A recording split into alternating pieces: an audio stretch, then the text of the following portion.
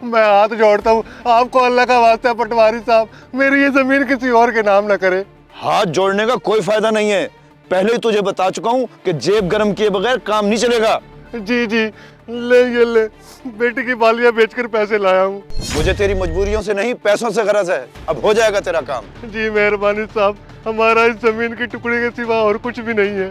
ठीक है, कल दफ्तर आके मुंशी से अपने नाम की फर्द ले जाई। जी बेहतर हो गया, कल आ जाऊंगा।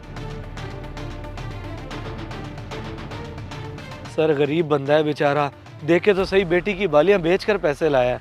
बालियां बेचे या गुर्दा, पैसे तो देने ही पड़ते हैं। और हाँ, कल ही फर्द ना निकाल के दे दें, थोड़ा जलील करके दें, क्या पता कुछ और पैसे निकल आए। ठीक है जी, जैसे आप कहें।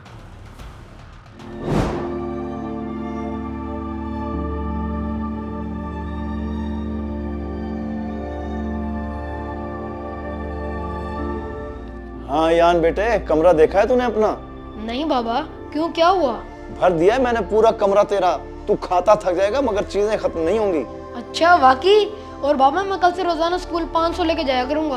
वो 500 रुपए क्यों बेटा, तू 1000 लेके जाई, पता चले कि तू सलीम पटवारी का बेटा है। ठीक है बाबा, और बाहर मेरा दोस्त आया हुआ है, मैं उसे भी अपना कमरा दिखाता हूँ।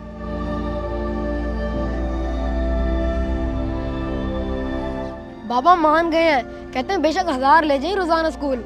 अरे वाह, कहाँ से आते हैं तेरे अब्बू के पास इतने पैसे? बस लोगों की मेहरबानी है, काम करवा जाते हैं और बाबा को मुंह बोले पैसे दे जाते हैं। अच्छा, यानी कि रिश्वत लेते हैं वो? हाँ तुम कह सकते हो, मगर बाबा के लिए तो असल तनख्वाह यही है। चल आजा, तुझे अपने रूम की नई चीजें दिखाऊं।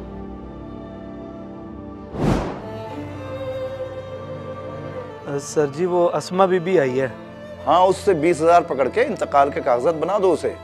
सर जी वो कह रही है बेवा औरत हूँ, मेहरबानी करें, इतने पैसे नहीं भर सकती। नहीं दे सकती तो भूल जाए अपना काम, उसे भगा दे उल्टे पांव। ठीक है जी, कहता हूँ।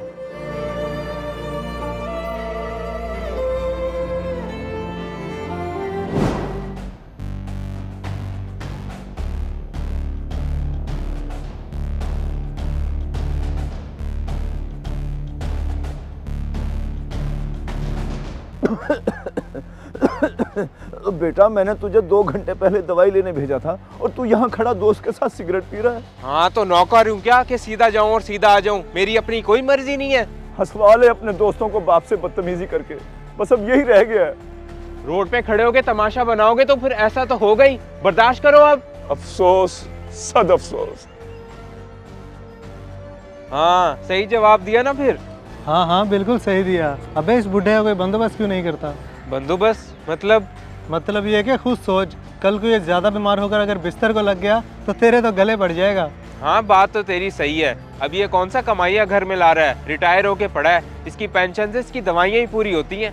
हाँ इसीलिए वक्त ही निकाल, जान छुड़वा, चला जाएगा बुढ़ा कहीं ओल्ड एज होम।